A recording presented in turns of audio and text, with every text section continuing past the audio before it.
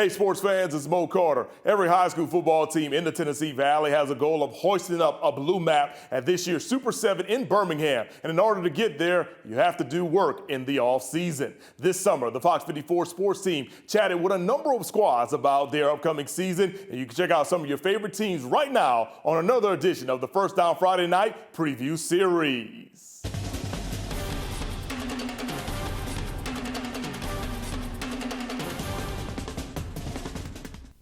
Before I do, these guys, they've been big contributors for 3 years already. They're all going into the 11th grade. These guys are going to be juniors, but every one of them started in some capacity as 8th graders, and have been on the team since 7th graders. So they've been kind of silent leaders before, but we've had them older guys. Like last year, we had all those older linemen that did most of the leadership stuff. But these guys are stepping up. And they started stepping up a little bit last year, but they're really stepping up in the weight room and have been doing good in the weight room. But like getting people out for practice, ready to go, and that kind of stuff. But they're really stepping it up as leaders, and I appreciate that. But I'll let them introduce themselves. Mason McAteer, quarterback. Gavin Lang, receiver and defensive back. Silas Adams, receiver and defensive back. Jeremiah Killian, wide receiver, outside linebacker. Kyler Bean, wide receiver, outside linebacker. All right. We're really looking forward to getting started. We get started today. Okay, we got practice at 5 o'clock. Our workouts at 5 o'clock. We didn't have spring training, so we get to start a week early. And we're really looking forward to that. We've had a very productive summer. Workouts went well. And we've got some guys who've really put on a lot of weight. Some of these guys have added weight and strength and speed also. 7on7 and OTAs, we went to a couple of big 7on7s and competed really well. And OTAs, Gaston came in, and we had Etowah in week before last, which was a pretty big test for us, and competed really well and did good against them. Our numbers this year are low. Okay, we've only got one senior that was on the team last year. We've got two actually dressing out, but one of them hadn't played since junior high, so we've got one senior. Our numbers are low, but numbers being low doesn't really affect how we play, because I've had 40 10th, 11th, and 12th graders before, and this year I'll have 18 or 19, but all 18 or 19 of them can play. Okay, so I've had 40 before and only had 18 or 19 that could play, so, we're looking at that as a positive instead of a negative. All our skill guys have been starting for 2 years. Every one of them's been starting for 2 years, and some of them been starting for 3. So the skill positions will be better be a strong point for us this year.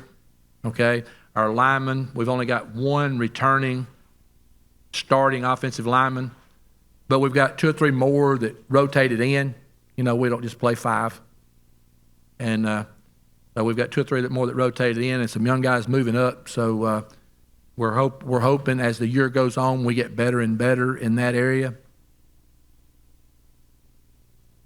Defensively, we got to have more people. We got more people returning over there, okay.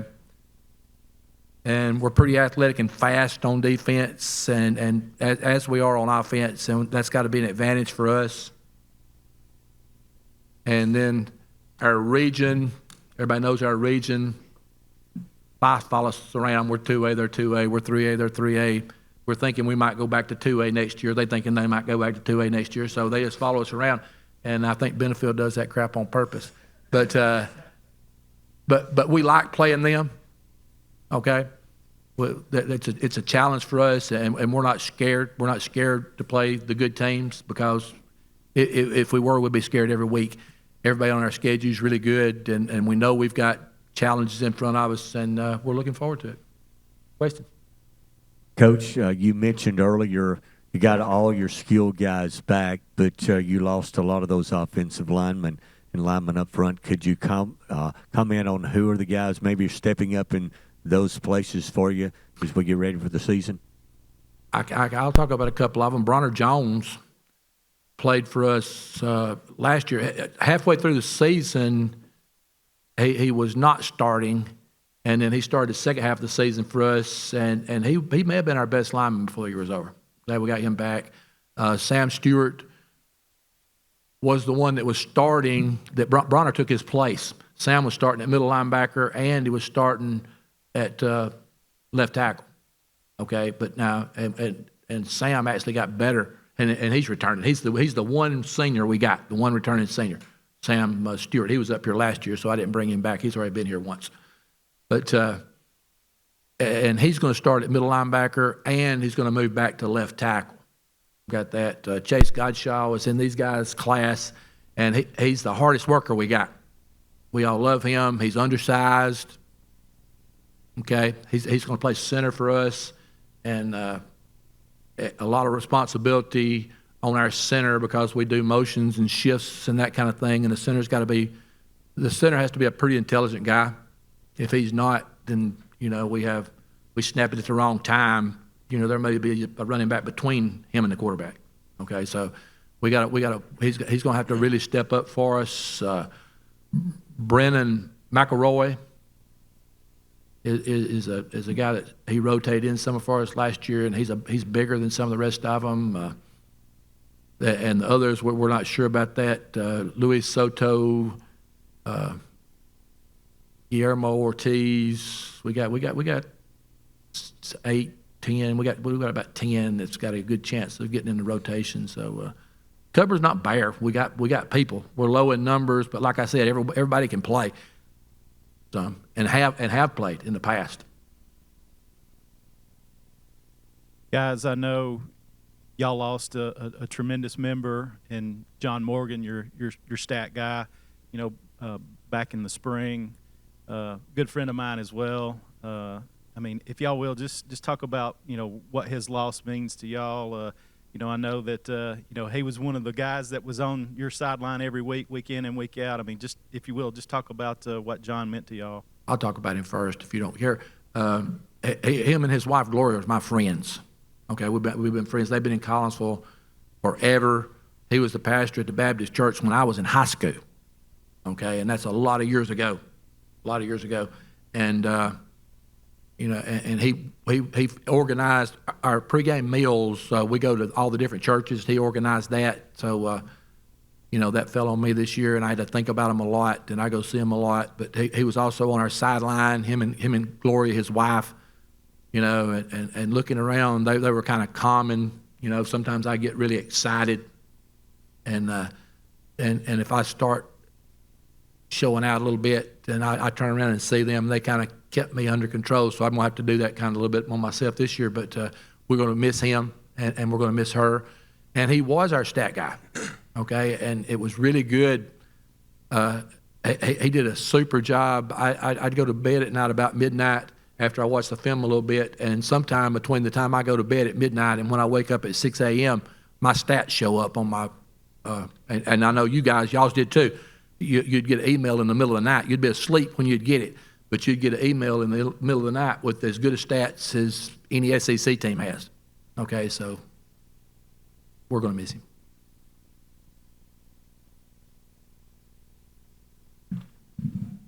I do want to add how he will be missed. He was definitely a pillar of the community in Collinsville, and he was a preacher at my church, and a lot of people don't realize how much he did for the community.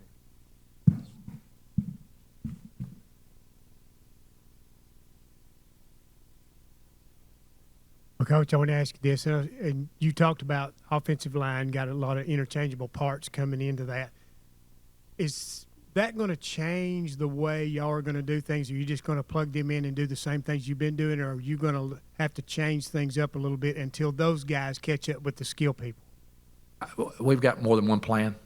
Okay, but we're going to plug them in. We're going to plug them in and run our offense, and then we're going to formation and shift and motion some people around a little bit. Okay, and don't be surprised if we've got a couple of H-backs lined up in different places and moving around and doing some things. So Yeah, it'll change We- things. we- Yeah, a little bit. it'll change the look a little bit. The plays will be the same. The blocking schemes may be a little different.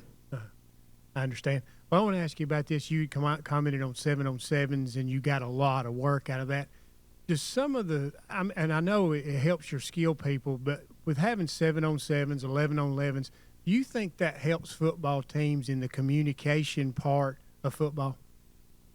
100%, because it helps when you go to the competitions, because you can't be in the backfield with them. Okay, you're getting the plays in and out and that kind of stuff. But it helps us more than it helps some other people, because we run an offense that we're going to run during the year, and we run the defense that we're going to run during the year. And a lot of people don't. You know, a lot of people play 5 underneath man and 2 safeties over the top. Play that against me during the year, okay? We won't throw it once. I'm gonna hand it off, and you're not gonna stop me once, okay? So I get mad at them. I get mad at them when they do that, and then they run plays that you can't run, okay? If it's 4th and 1, they'll put the fullback 1 yard across the line, and they'll move him a yard or 2 to the left and screen off the middle linebacker who don't have to cover that, and they would have 10 linemen between him and them, and they pitch it over there to him. Yes, it helps us because we run our stuff. Okay, we run our whole offensive passing playbook. We run our whole defensive coverage scheme, and so we start practice today, but we've got all our stuff in. Guys, I want to ask you a question. What's it like playing for Coach Willingham, a guy that grew up in Collinsville, a guy that played at Collinsville? I think this is a 3rd stint as head coach at Collinsville. Can y'all comment on what it's like to play for that man? There ain't nothing like it. Coming every day to practice yelling. He's always got something to say about you or something like that, but there ain't nothing like Coach Willingham. He's a great guy, great and even better coach. It's different for sure. I don't think there's another coach like him, especially in DeKalb County. But yeah, he's just, I mean, yeah, there's nothing like him for sure. It could be 6:30 in the morning, and he'll be singing, doing it, whatever, just energetic. Just helps us get energetic too. I think that helps. The best way to describe him would be a live wire, and I've never had a dull day at practice when Coach Willingham is there, and I love it. Well, I've been around him my whole life, and it hasn't changed one bit. That's a grandson talking there, isn't it? That's him. Guys, I want to ask you another question as we kind of wrap it up for your portion this morning. Team goals for this year's Panthers team, and maybe individual goals for each of you this year. Our team goal is definitely to win a region, and obviously every team's goal should be 15-0, bring home a blue map. But a personal goal for me would be just, I don't know, be a better leader and be more confident throughout the year and everybody. I think a team goal is just get better every week, and then as a player myself, just get better every week also, and be a better leader. I think our team goal should be, bring a region championship back to Collinsville. We ain't did that in a while. And then a personal goal would be just be a better teammate and try to lift everybody up around me. To add on what they were saying, become a better teammate, like my personal goal. And team goal would be definitely to win the region, as they were saying. But better off, like becoming the team we need to be and become the leaders we need to be on and off the field. So that's Team goal is just to get better every week, and personal goal is to make everybody else around me better. Coach, one last question before we wrap it up. Tell me what it's like coaching your grandson, who's the quarterback. I try not to make any difference, but he's been he's been around me, you know, obviously all my life, but he used to come out on the field when he was a little kid, and it's pretty good coaching him, and he's the quarterback because he kind of thinks a little bit like I do. He's seen what I've done all my life, and you know, and I'm not as smart as I used to be. I never was very smart, but I'm not as smart as I used to be, and I call the wrong formation with a play sometimes or something like that, and he just looks at. He used to say something, but he don't say anything. He just looks at me, and then all of a sudden it's fixed. Okay, so I'm enjoying myself. I really am enjoying that. I got another grandson that's 8th grader this year too. That's going to dress out with the varsity too. He's got a broke hand right now. But So that means you've got, what, 5 more years to coach as head coach? 100% no. All right. Thanks a lot, guys. A brand new season of Fox 54's First Down Friday Night begins on Friday, August the 22nd on Fox 54 and the Fox 54 Plus app.